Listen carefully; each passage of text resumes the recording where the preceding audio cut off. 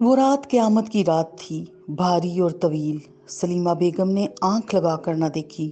یہ ایک ایسی خبر تھی جیسے کسی نے ایٹم بم گرا دیا ہو۔ دو گھروں کے رشتے کی چولیں ہل گئی تھیں۔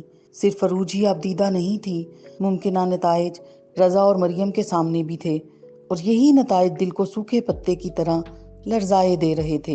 آدھی رات کو رضا کی کال آئی تو مریم جاگ رہی تھی۔ رضا نے بے چین ہو کر بیتابی سے فون کیا تھا، اور یہی بیتابی مریم کے انداز میں بھی تھی، لیکن سوال یہ تھا کہ کیا دونوں کی بیتابی مل کر اس مشکل کو ٹال سکتی تھی؟ اس کا جواب تو نہیں ہی تھا۔ بھلا سلیمہ بیگم اشر کی بہن سے اپنے بیٹے کی پروان چڑھتی محبت کو قبول کر سکتی تھیں؟ ہرگز نہیں۔ مریم شرمندہ تھی اور رضا ہراساں، دونوں کو اپنی محبت کی کشتی ڈولتی دکھائی دے رہی تھی۔ اشر نے ایسا کیوں کیا مریم؟ رضا حیران تھا۔ گرین کارڈ کے لیے۔ مریم نے لمبا گہرا سانس لیا۔ لیکن ہمارا کیا ہوگا؟ رضا نے دل گرفتہ لہجے میں سوال کیا۔ ان کو کیا ہمارا کچھ بھی ہو؟ وہ دل ہی دل میں بھائی سے خفا تھی، اور خفا بھی ایسی ویسی۔ اس نے بھائی سے اس خبر کے بعد بات بھی نہیں کی تھی۔ دل خون کے آنسو رو رہا تھا۔ سلیمہ بیگم کے مزاج سے وہ بھی واقف تھی، اور زہرا بھی، لیکن اشر مریم اور رضا کی محبت سے ناواقف تھا۔ اور اگر ہوتا بھی تو اس کا جواب یہی ہونا تھا کہ میری شادی سے مریم اور رضا کی شادی کا کیا تعلق ہے؟ اور سچ ہی ہے، لیکن کہیں بہت گہرا ایک تعلق تھا جو صرف مریم جانتی تھی یا رضا جانتا تھا، اور وہ تعلق تھا سلیمہ کی آرزو کا۔ اسی لیے جب اگلی صبح رضا کی کال کے بعد اشر کی کال آئی تو مریم نے بہت دکھ سے ہیلو کہا۔ لہجے کی بے دلی اشر نے محسوس کی تو تڑپ کر رہ گیا۔ مریم، تم میرے ساتھ ایسے بات نہ کرو۔ اشر پریشان ہو گیا۔ یقین کریں میں کبھی سوچ بھی نہیں سکتی تھی کہ آپ میرے اور امی کے بغیر نکاح کر لیں گے۔ تم یہاں کی مجبوریاں نہیں سمجھتی مریم، اشر نے زچ ہو کر کہا۔ ایسی بھی کیا مجبوری جو خون کے رشتے ہی بھلا دے؟ مریم نے تنک کر کہا۔ اشر سنجیدہ ہو گیا اور بردباری سے بولا، امی اور تمہاری محبت اپنی جگہ، لیکن میری مجبوری تھی۔ مجھے کاغذات جمع کرانے تھے۔ اگر جمع نہ کراتا تو میری نیشنلٹی کیسے ہوتی؟ نیشنلٹی؟ مریم طنز سے ہنسی۔ مریم پلیز میری بات کا یقین کرو، مجھے نیشنلٹی مل گئی تو تم اور امی یہاں میرے پاس امریکہ میں ہوگے۔ اشر پریشان ہو گیا۔ اور امی نے عروج سے آپ کی شادی کرنے کے خواب دیکھے تھے، آخر اسے کہنا پڑا۔ اشر سٹ پٹا گیا۔ میرا عروج کے ساتھ گزارا ممکن ہی نہیں تھا۔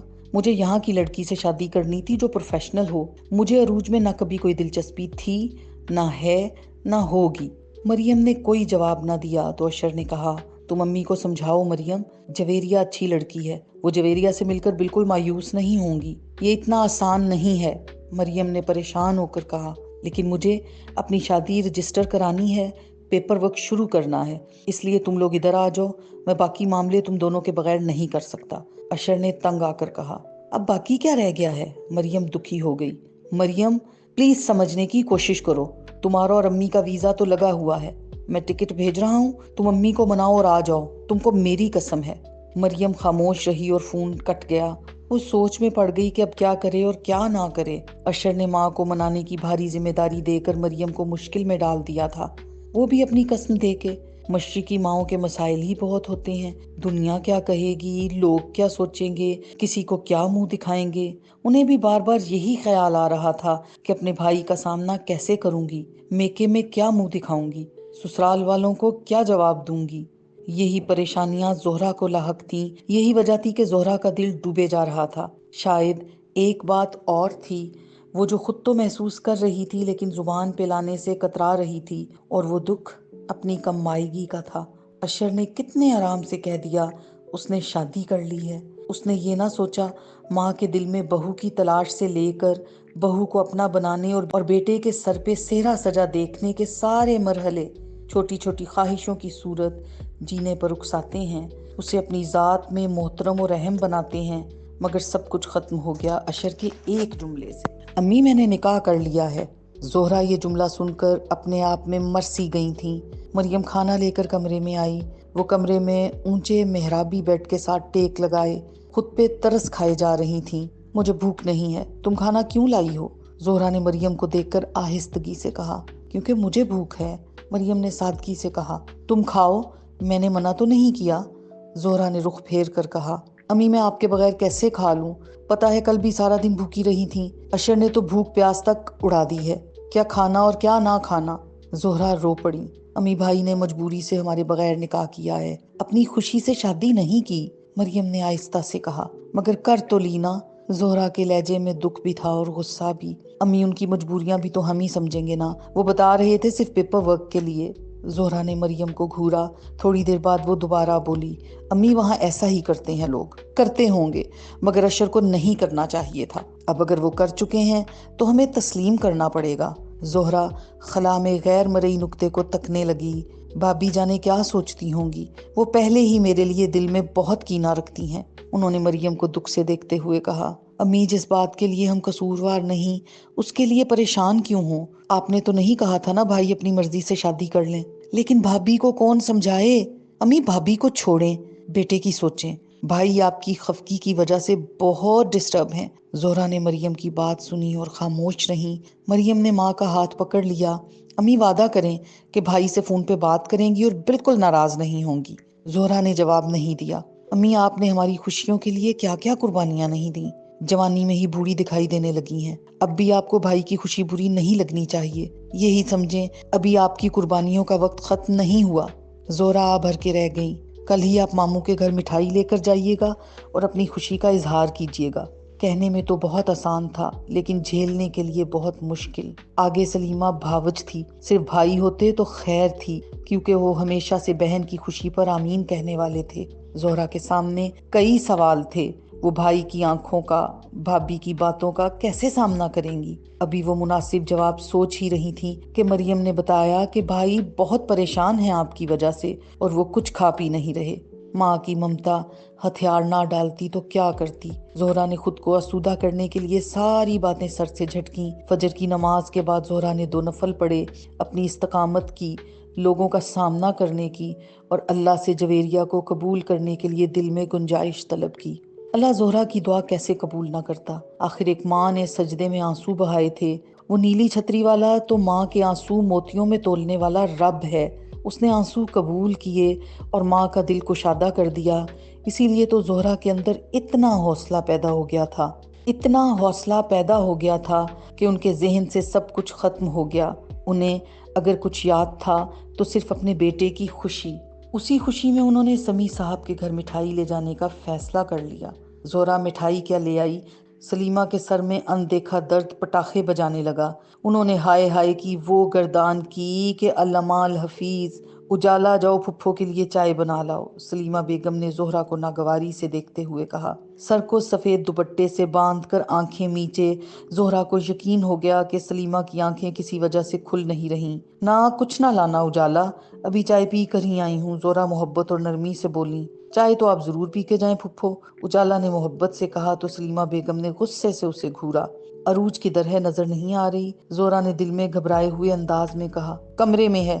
سلیمہ نے دانت پیسے، ساتھ ہی سر پکڑا گویا یکلخت درد کی لہر اٹھی ہو۔ زہرا ابھی بولی بھی نہ تھی کہ سلیمہ بیگم نے طنزیہ لہجے میں پوچھا، بہو مسلمان ہے یا عیسائی؟ ہے تو مسلمان ہی، پاکستانی فیملی ہے۔ زہرا سر جھکا کے بولی۔ او اچھا، تمہیں پتا تھا کہ بیٹا کسی کو پسند کرتا ہے؟ سلیمہ نے ٹٹولا۔ نہیں، مجھے نہیں پتا تھا۔ لو، ماں کو بھی نہ پتا ہو بھلا؟ طنزیہ ہنسی ہنسنے کے بعد بولی، کسی اور کو بے وقوف بنانا میں نہیں آتی تمہاری باتوں میں۔ بھابی مجھے واقعی نہیں پتا تھا، مجھے تو جب اس نے اپنے نکاح کا بتایا مجھے بخار ہی چڑھ گیا، بی پی ہائی ہو گیا۔ اشر نے خود سے اتنا بڑا فیصلہ کر کے اچھا نہیں کیا۔ کوئی بات کروں گی تو بنوں گی بری، لیکن زہرا اگر میرے رضا نے ایسا کیا ہوتا تو اس کو ناکوں چنے چبوا دیتی اور بہو کو تو چوٹی سے پکڑ کر باہر نکال پھینکتی۔ سلیمہ بیگم پھنکار رہی تھیں۔ زہرا خاموش تھی لیکن اس کے چہرے پر تکلیف کے آثار تھے۔ وہ دکھ سے بولیں، جوان اولادوں کو کیا کہوں بھابی، جب اولاد کچھ ٹھان لے تو ماں باپ کو اس کی خوشی کی خاطر ماننا ہی پڑتا ہے۔ میں تو اتنی کم ہمت نہیں کہ اپنے بیٹے کی ہر بات ہی مانتی رہوں، سلیمہ بیگم نے مذاق اڑانے والے انداز میں کہا۔ یہ سب مقدر کی باتیں ہوتی ہیں، جو ہوا سو ہوا، اللہ آگے ان کو آپس میں رہنا نصیب کرے، میرے لیے اتنا ہی کافی ہے کہ وہ خوش رہے۔ زہرا نے گہری سانس لیتے ہوئے کہا۔ سلیمہ بیگم کو اندازہ ہو گیا کہ دال گلنے والی نہیں، اس لیے اونچی آواز میں بولی، اجالا چائے لے بھی آؤ۔ نہیں، رہنے دیں، چائے پھر کبھی سہی۔ زہرا افسردگی سے ٹوٹے دل سے اٹھ گئی۔ सलीमा बेगम ने हकारत से दिल ही दिल में जोहरा को दफा दूर कहा और हाथ झटका। जोहरा ने पलटकर देखा नहीं, लेकिन भावच के लफ्जों का दुख साथ ले आई। सलीमा बेगम की जुबान नहीं थी, नश्तर थे जो वो मुसलसल जोहरा के सीने पर लगाती रहीं। उजाला चाय लाई तो जोहरा जा चुकी थी। उसने हैरान होकर पूछा, फूफो कहाँ चली गई अम्मी? सलीमा बेगम गुस्से से आग बगोला ही हो गई। इसमें इतना हैरान होने वाली कौन सी बात है? पहले वो बड़ा टिक के यहाँ बैठती है। चस्का लेने आई थी कि देखूं भला जाकर सलीमा को बेटी को ना ले जाने पर घर में मातम तो नहीं हो रहा।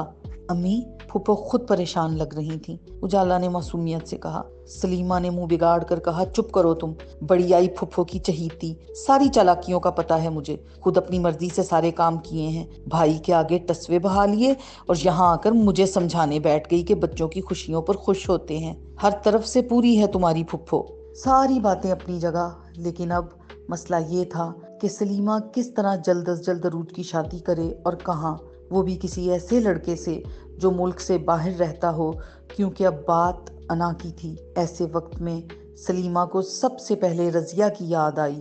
सलीमा बेगम ने रजिया के घर जाकर फूली सांस और कड़े तेवरों से सारी बात बताई और साफ साफ कह दिया कि उन्हें जल्द अज जल्द रिश्ता चाहिए, चाहे कुछ भी हो जाए। साथ ही साथ अशर के निकाह की खबर इतनी बढ़ा चढ़ाकर सुनाई कि रजिया को गुमान हुआ सलीमा और अरूज पे जुल्म हो गया है। रजिया ने बहुत समझदारी से हुनकारा भरा, तो ये बात है, देखो रजिया, चाहे कुछ हो जाए, मुझे रिश्ता करना है अपनी अरूज का। क्यों फिक्र करती हो? जैसा कहोगी हो जाएगा, बस मुझे 2 दिन का वक्त दो। रजिया मानी खेज अंदाज से मुस्कुराई।